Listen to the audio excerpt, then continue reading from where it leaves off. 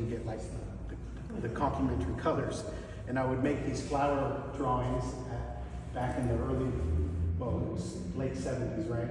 And I would sell them for $5 a piece down my neighborhood. And I don't know if people bought them just to make me feel good, but I knew that I wanted to create art. But the true passion of mine is I was telling the ladies, from 6 to 18 years old, I was physically abused by my mother to a point where life was just horrible for most of my young and young adult life. And she was the abuser and so a neighbor of ours caught on to it, and she was an artist. She did silk screening and painting, and she used a big loom. You know, she did just a phenomenal lady.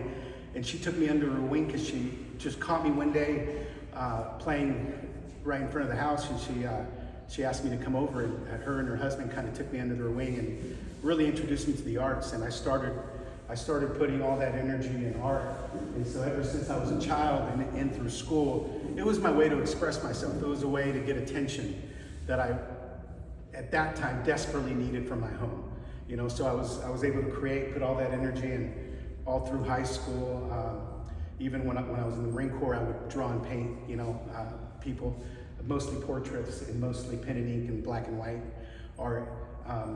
But I started really finding myself with these abstracts. I started finding that I could express my voice and I could express my inner feelings, you know, through my art.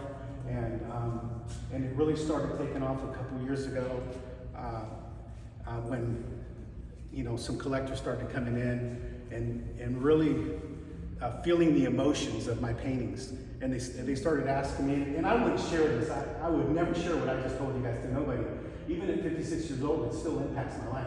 You know, I still have those emotions. And you know, my mother's still living. I love her to death, but she's a very angry person. You know, and it's hard to be around her for very long. You know, it's a terrible thing to say, but it's the truth. So it was a way for me to it's like a ministry for me. You know, it's like healing. And so when I do these paintings, you know, like this one, Celestial, this is to me like it's like the heavens. You know, I've read the scriptures a lot in my life. You know, that was something that was a stronghold in my life, is faith. And so a lot of my paintings express that. I want to bring good energy into people's homes. I want to, you know, positive, beautiful color and depth and a story behind every painting. You know, I hear it all the time, you know, create art for art's sake. I don't create art for art's sake. I create it because it gives me, it's my happy place. It's like I can work 40 hours. When I was engineering, I worked 40 hours, 50 hours a week, but I'd come home and I'd still put in 40 hours a week painting, because I would come home and by 5 o'clock, I was painting till 10 o'clock. I mean, that was where it didn't matter if I worked all day, and he's witness to it. My father-in-law, he knows, drives my wife crazy because they get paint all over the house. But I'm always thinking of the next painting. You know, I have these visions of what I want to do, and normally painting 5 to 6 paintings that are going on, you know, at the same time in different stages. I have my gallery right now. My studio is full of paintings that are at different stages. Some are like this, some are figurative, and I kind of jump around as I'm waiting for paintings to dry, you know, just trying new techniques and trying new ways of creating art and expressing myself. And it's right now in our city, I'm doing street painting, so I'm painting live on the street and doing these perspectives with people walking down the sidewalks and stuff like that. It's really become kind of a hit. You know, people really like that. For me, it's just overcoming my anxiety. You know, it's being around people. It's kind of scary painting in front of people, and then letting them see the painting from in the ugly stage. If an artist would know what I'm talking about, as you're pulling the painting out. But it has helped me a lot, and it's showing me that I can actually do it. You know, I can actually in a 3 hours, I paint so much I can bring out a painting in like 3 hours. You know, just boom, it's there, and people are fascinated by it. But it's just because it's just been such a passion of mine for so long. It's not that I'm this great artist, because I'm not. It's just that I love what I do, and I do it a lot.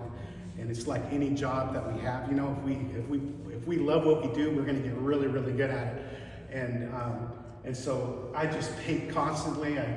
This past week I painted 3 paintings. I mean, and these are portrait paintings. Like they really, and they're part of a Western series I'm doing, and they've gotten a lot of attention. So I got these shows I'm going to do now because of those paintings, and they have nothing to do with this. This is my voice right here, right?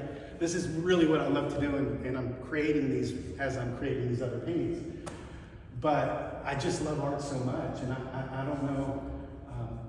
I know the artist would know, when you got artist eyes, it seems like everything you see something someone else doesn't see, and then you just want to create it, and then you just can't wait to create it, right?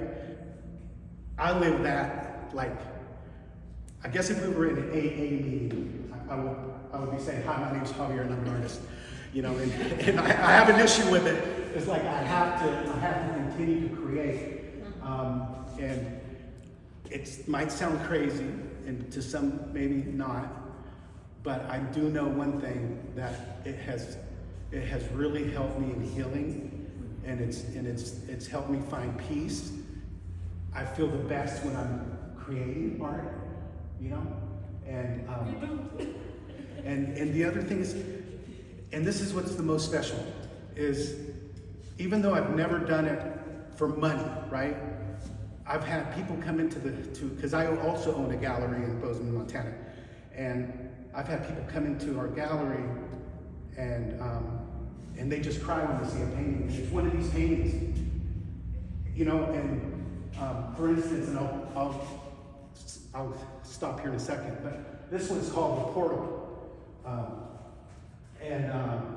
or The Secret Place. This is The Secret Place, and to me it was biblical. It's like, because sometimes in this life, no one knows what we're going through, right? I mean, we could be going through something, and I just wanted to run and jump into my painting, jump into it, and have this place to hide, like, from all the problems, from all the tension, from all the whatever the case may be. That to me was my expression in this painting. It was my secret place, right? And it was based on scripture. And so that's how the paintings come to me. It's an emotion. Sometimes it's a very hard emotion. I did a painting that got published a year ago. It's called Beauty in Chaos.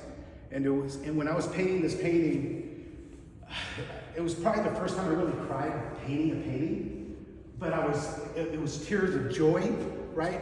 Because when I was painting this painting, a very terrible memory came when I was getting beaten, and my brother, 1 year older than me, would step in and fight them away, right? He was like my protector, and I remembered the chaos, right? All the chaos, the screams and all that nonsense. And it was like God was speaking to me when I was painting this painting. He goes, I can pull anything out of darkness. I can pull anything out of chaos and make it beautiful. And that's when the title of the painting came to me.